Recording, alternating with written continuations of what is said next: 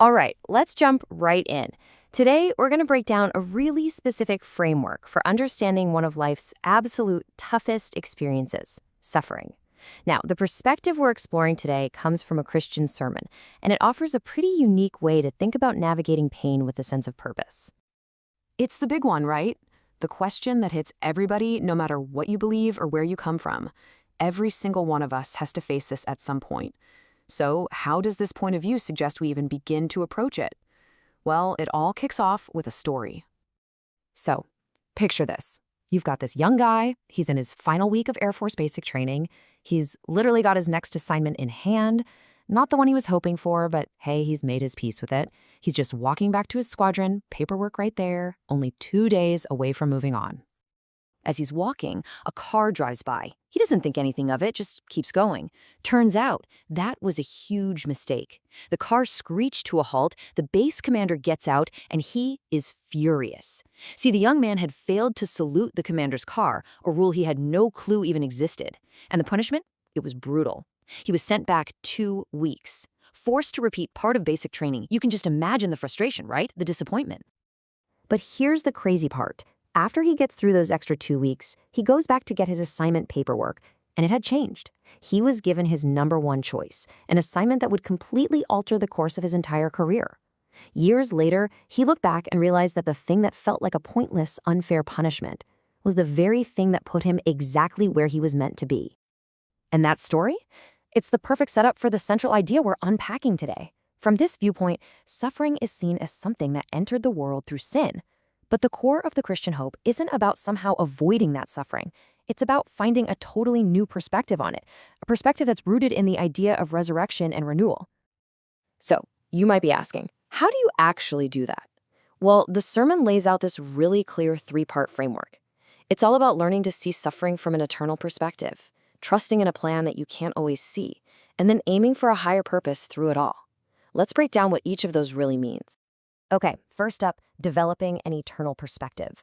This is all about shifting your focus away from the immediate pain, the thing that's right in your face, to a much, much bigger picture. And the source uses this really powerful metaphor to explain it. Think of it like this. Our current life, our physical body, it's compared to a tent. It's fragile. It's temporary. It's flimsy. It can be knocked down by the weather. But the promise, according to this teaching, is of a permanent building. An eternal, resurrected body that's secure, solid, and made by God himself, something that can't be shaken by the storms of this life. So that feeling of suffering, that deep ache, that frustration we all feel, this framework gives it a name. It's called groaning, and it's described as this totally natural longing for the world as it was supposed to be, a world without all the pain and struggle. It's this deep-seated desire for that future permanent building we just talked about. This quote from Chuck Colson just illustrates the point perfectly. This was President Nixon's ruthless hatchet man. His entire world came crashing down during the Watergate scandal, and he ended up in prison. But it was in that moment of ultimate humiliation that he converted to Christianity. His greatest suffering became the very catalyst for founding Prison Fellowship, now one of the biggest prison ministries in the world. His whole perspective shifted from that temporary shame to an eternal purpose. Okay, so let's move on to the second part of this framework because it builds on that first idea. This is all about trusting an unseen plan. It's about having this deep confidence that there is a purpose at work, even when everything around you looks like total chaos. So the really crucial question here is why? Why is that trust even possible? Well, from this perspective, it's because suffering isn't random. It's seen as preparation for eternity. The Holy Spirit is described as a guarantee, almost like a down payment on that future promise. And believing this is what's supposed to give you what the text calls good courage, that ability to walk by faith in what you can't see instead of by the sight of your current difficult circumstances. Let's look at another incredibly powerful story. During World War II, Corrie ten Boom and her sister were sent to a Nazi concentration camp. And their barracks, they were just miserable, crawling with fleas. It was just one more layer of suffering on top of an already unimaginable horror. But later, they found out something absolutely incredible.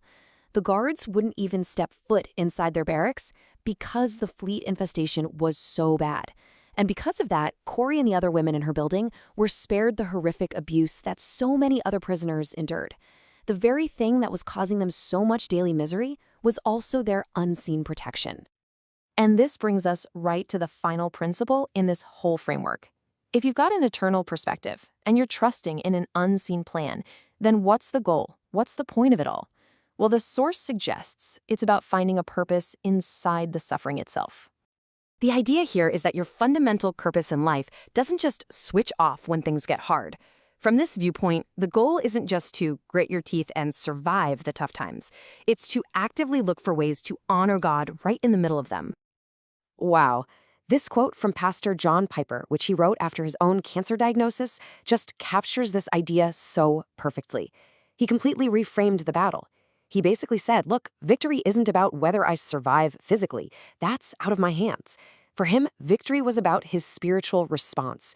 Could he maintain his faith and, in his words, cherish Christ through it all? The real fight for him was an internal one. So how do these three big ideas, an eternal perspective, trusting an unseen plan, and having a higher aim, how do they all lock together? Well, the source points to one central example in the Christian faith that ties it all up. In Christian theology, the suffering of Jesus on the cross is held up as the ultimate model. And the source is quick to emphasize that his greatest agony wasn't actually the nails or the physical torture. It was the spiritual weight of taking on the sin of the world, that feeling of being completely separated from God. This was suffering with a crystal clear, ultimate purpose. It was all done on behalf of others. And that really brings us to our final question for you to think about. This whole framework, it really challenges us to re-examine our own experiences.